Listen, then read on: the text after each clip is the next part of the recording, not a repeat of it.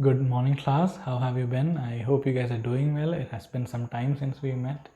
Uh, I have been busy with these exam duties, exam valuation, and many such things. That many semester exams are happening, internal examinations are happening.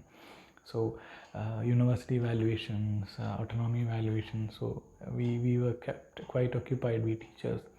But we need to continue with our preparations for the upcoming first semester exams. So in the last couple of modules we have been learning a lot of things, but there were certain aspects which we haven't discussed. Especially there is one story which is very significant, which was not discussed, which is the Little Red Riding Hood story.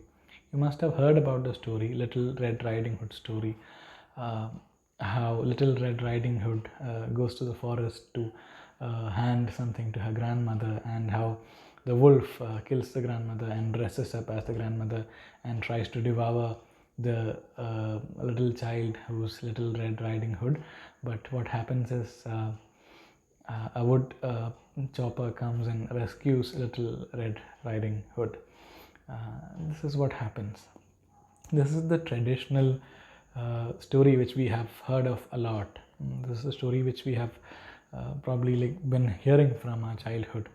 But the thing is, whenever a story is born, the story actually takes a lot of things from the pre-assumptions of the society.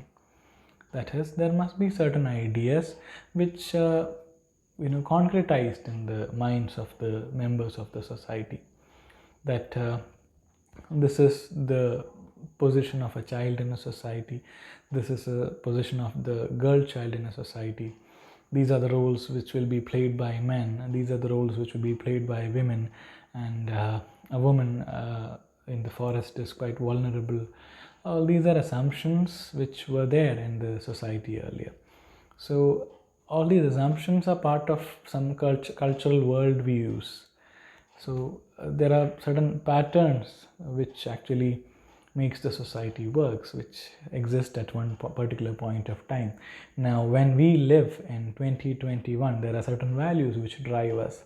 So imagine that we write a story like Little Red Riding Hood. Certainly it will not be something very similar to the traditional Little Red Riding Hood story, because our points of views have changed. That is, if the traditional storytellers had certain kinds of point of views about how people should be, how men should be, how women should be, how children should be, what the role of animals in the society are, or who are the cruel animals, who are the nice animals. If people had, or their understandings of gender, all these would have been different at that point of time. And when we come to the 21st century, it's again quite different. So then shouldn't we be revising those stories according to the time? That is also one significant question, because when we keep on telling the same story to the newer generations, what we are doing is that we are communicating the same old value system to the new generations. That is, the gender roles in those societies, we are actually taking them and bringing them back into a society, concretizing them again. So if at all you want some kind of positive change in the society, these popular tales can also be revised. They can also be looked at from diverse ranges of perspectives to add to the meanings which it can provide to the society. That is precisely why James Finn Garner does in this story which he has written about the Little Red Riding Hood. So he is revising the story. We'll just go through the story, which will help you understand why he is revising the story, and what kind of social significance these kinds of revisions have, these kinds of multiple points of views have. There was a very young person named Red Riding Hood who lived with her mother on the edge of a large wood forest. One day, her mother asked her to take a basket of fresh fruit and mineral water, because things are being updated according to the new societies, to her grandmother's house. Not because this woman's work, mind you, this taking care of the grandmother was woman's work, mind you, just because The deed was a generous deed and helped engender a feeling of community. So there are certain things which are assigned to women in the society, like taking care of the elderly, and tending to the older people in the society. These are things which we expect women to do more than men. So that stereotype is being broken there. It's being said that not because this was a woman's job, but just because this was a general deed, generous deed, which will make the community and the connections, social connections, better. Furthermore, her grandmother was not sick. Again, another stereotype, old people being very sick and not being able to take care of them at all, but rather there could be old people who can actually take good care of themselves. Her grandmother was not sick, but rather was in full physical and mental health and was fully capable of taking care of herself as a mature adult. So, Red Riding Hood set off with her basket through the woods. Many people believed that the forest was a foreboding and dangerous place and never set foot in it. Again, another stereotype that the forest is a very dangerous place and women, especially young women, should not be going there. So, again, that stereotype is being questioned in this story. However, Red Riding Hood, however, was confident enough in her own budding sexuality that obvious Freudian imagery did not intimidate her. So, forest, according to Freudian interpretations, is a very dangerous place which has unforeseen dangers there. So, she is a very intellectually bold child who is, who knows that these are only myths, or not myths, stereotypes which she shouldn't be believing in. On the way to the grandma's house, Red Riding Hood was accosted by a wolf. Of course, the famous wolf who comes to intervene in the trajectory of Little Red Riding Hood, who asked her what was in the basket. So she replies, "Some healthful snacks for my grandmother, who is certainly capable of taking care of herself as a mature adult."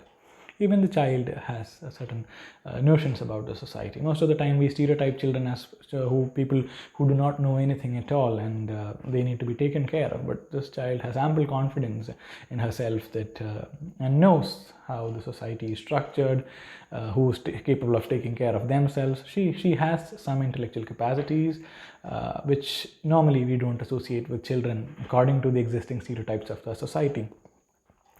The wolf said, "My dear, it isn't safe for a little girl to walk through these woods alone." The wolf says that it's not safe for a child to be walking here. Red Riding Hood said, "I find your sexist remark offensive in the extreme, but I will ignore it because of your traditional status as an outcast from the society, the stress of which has caused you to develop your own entirely valid worldview." So, the child actually is very intellectually capable, and she says that that's a very sexist remark that women shouldn't be walking around in the forest alone. If men can do that, why can't we women also do that? If adults can do that, why can't we children do that? So that's a very sexist worldview, but I forgive you for that. That's perfectly normal for you to say, because you are already stereotyped as an outcast. Wolves are stereotyped as an outcast, and that kind of social pressure can have given you this kind of a worldview. So again, look at the way in which she accommodates different perspectives. The child is actually accommodating a diverse range of perspectives, which is like the wolf's argument that it's not safe. So she respects that. Despite having disagreements with that argument, she is completely against that argument, and that's a sexist remark according to the child. But even then, she respects the wolf's life and the things that the wolf has gone through, and believes that it's just because of those things that the wolf has gone through that the wolf might be saying so, and has developed these kinds of values. Wonderful way of saying things. Now, if you will excuse me, I must be on my way. Okay. Red Riding Hood walked along the main path, but because his status outside society had freed him from slavish adherence to linear, again very complicated terminology, because his status outside the society had freed him from the slavish adherence to linear Western style thought, the wolf knew a quicker way to grandmother's house, and he burst into the house and ate grandmother, and an entirely valid course of action. Again, This is something that is expected from a wolf. That is, the wolf does not become a bad person because he devours the grandmother, he eats the grandmother, because this is perfectly what an animal like a wolf is expected to do: eat other creatures, because its food is meat, and it actually, to survive, it has to eat meat. So again, he is not being criticized, or he's not being typed as a bad character, but rather this thing that this is something that wolves should be doing is accepted. His biological reality is accepted here. So then the wolf puts on grandmother's clothes, and Red Riding Hood enters, and she says that, "Grandmother, I have brought you some fat-free, sodium-free snacks to salute you in your role of a wise, nurturing matriarch." Again, much respect is paid to the grandmother for her role, not just because she is old, but rather the kind of role she has performed in this society. From the bed, the wolf said softly, "Come closer, child, so that I can see you." Red Riding Hood said, "Oh, I forgot you are as optically challenged as a bat. I forgot that your eyesight is very poor." Grandma, with what big eyes you have, grandmother. They have seen much and forgiven much, my dear. So they have, my eyes are big because grandmother says, they have seen much and forgiven much. Grandma, what a big nose you have. Only relatively, of course, because again, body shaming is something that is very prominent in the society these days. So again, while look at the way in which the child is making a remark about her nose. It's only relative that your nose is big. It's not like you have such a huge nose. It's not a negative comment as such, but the child is saying that it's only relatively, but your nose is quite big compared to the regular sizes of noses that you see. It's never a kind of offending remark that the child makes. So again, but you certainly are attractive in your own way, grandmother. Okay, so everybody has their own physical features, and that should be respected. This kind of a very positive worldview is being communicated here by the child. It has smelled much, my child. The nose has smelled much and forgiven much, my dear. Grandmother, such big teeth you have. The wolf said, "I am happy with who I am and what I am." See, again, a very politically significant remark. I am happy with the way I am and what I am, the things that I do, and how my physique is. And he leaped out of bed and grabbed Red Riding Hood with his claws, intended on devouring her, intended on eating her. Red Riding Hood screamed, not out of the alarm at the wolf's apparent tendency towards cross-dressing, because she did not cry because scream because she was surprised by the cross-dressing of the wolf, but rather because of his willful invasion of her personal space, because the wolf was coming into the personal space of the child. Her screams were heard by a passing wood chopper person, or a log fuel technician as he preferred to be called. When he burst into the cottage, he saw the melee and tried to intervene, but as he raised his axe, Red Riding Hood and the wolf both stopped. "And what do you think you're doing?" asked little Red Riding Hood. "What do you think you're doing?" The wood chopper person blinked and tried to answer, but no words came to him. Bursting in like a Neanderthal, bursting in like an, our ancestors, who didn't have that much brains as ourselves. Bursting in here, we are more cultured, we have more thought, better thought than our ancestors. Trusting your weapon rather than your thinking. Why are you like trusting your weapon rather than your intellectual capacities? She exclaimed, "Sexist, speciesist." So sexist means because the woodchopper thinks that she's a woman, she cannot take care of the situation herself, and speciesist because he thinks that the human species is somehow superior than the animal species, which is that of the wolf, and he's going to kill the wolf.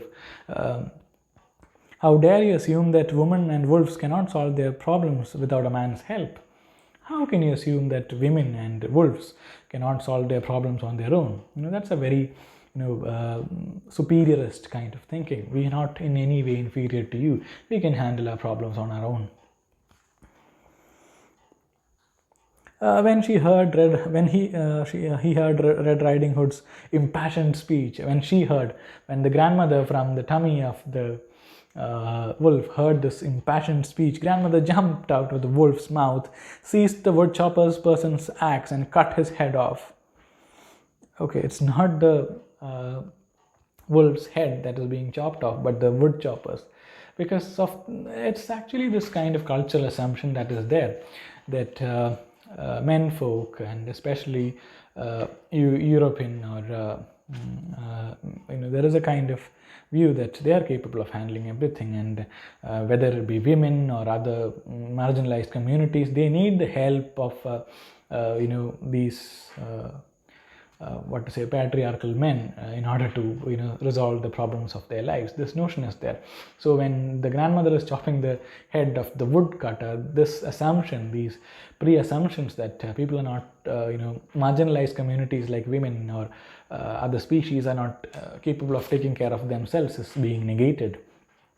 So it's the sexist and patriarchal perspective which is being chopped off, rather than the wolf's biological instinct. Got it? And after this ordeal, Red Riding Hood, Grandma, and the wolf felt a certain commonality of purpose. Okay, all three of them agree on the fact that they value their own lives, and they are not inferior to anybody else. They can handle problems on their own. They decided to set up an alternative household based on mutual respect and cooperation, and they lived together in the woods happily ever after. So they decide that they are people who actually accept other people's worldviews and do not belittle anybody. They do not look down upon people or other communities, and like the wood chopper does. So the crux of the story is that the real problem does not lie in the basic biological desire for hunger of the wolf, but rather the stereotyping by the patriarchal society, where women and other species or other marginalized communities are portrayed as incapable of handling problems, incapable of doing things. And they come as saviors and redeemers and say that we are here to save you. So the female world and the animal realm is saying that we are capable of taking care of our own problems. You do not have to intervene. Okay, that's the kind of message. And they, all these communities, with mutual respect towards each other's worldviews, each other's points of views, they live happily ever after. Okay, a very different kind of a story. It's been taken from politically correct bedtime stories. Politically correct bedtime stories. So some of you might be very confused now, but I'll just try to communicate the crux of this thing to you. So there are many stereotypes in the society which we take for granted, which pass on for generations unquestioned. So when a revision of a very popular folk story comes, this is actually a kind of updation of the story according to the values of the present day society. It is also a criticism of the traditional values that the earlier society was holding on to. So the kind of stereotypical roles of men, women, animals, all of these things are being questioned in this new revision. So most of the time these bedtime stories or children's stories are something that we think are very innocent. We think that it's for children and let them read it and enjoy it. But rather, you do not understand that they are actually communicating a lot of values to your children. That is, what is the role of a woman? What is the strength of a woman? Or is a woman weak? Or is she capable of taking care of her own self? Is the man always the savior who comes and saves the woman? So these kinds of values which are being incorporated into the minds of the children through these stories are being questioned in these kinds of revisions. So there's a bold statement. Political correctness is a very significant word. That is, political correctness just means that it ensures the equality of people, equality of all communities, all genders, all classes. So when that happens, we can call it politically correct. So according to the story writer, the old version is not politically correct. It assumes that women are not women, children, and other animals are not capable of taking care of their own selves. So which is not politically correct according to this writer, who's Garner. The writer's name is Garner. So that point of view, that worldview is being questioned here. So the same story is being seen from an entirely different point of view, which is very interesting, which is quite interesting to see. We understand that there are many things which can be questioned if you look at it from a different perspective. Now there could be many people who disagree with this story, who do not like the story at all because they believe in a different kind of worldview. So it's not necessary that you enjoy the story or you like the story as such. Everybody would have different perspectives. Even I would not make a personal comment upon whether I like it or whether I agree on it. I'd leave it to you. What do you think about this? Do you like this revision? Do you think that this is actually politically correct? It's a question you can answer from your own social experiences, the things that you encounter in the society. Do we have a gender equal society, or do we have certain stereotypes which are associated with different genders? Think of all that and then look at the story. Then you will be able to understand why such revisions could be important. Okay, I hope that makes it clear. Thank you for listening, guys. I think it's quite clear to you now. So just come up with your own perspectives and takes on this story, which will be very fun and activity to do. It's not necessary that you agree with all versions of a story.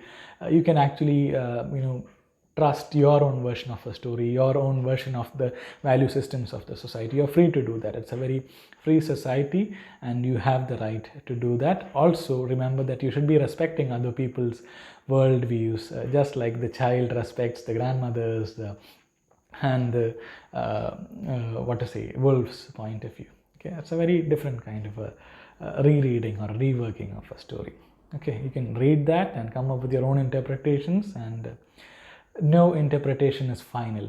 There could be thousands of further interpretations possible. So thank you very much for listening, and I hope you guys have a wonderful day.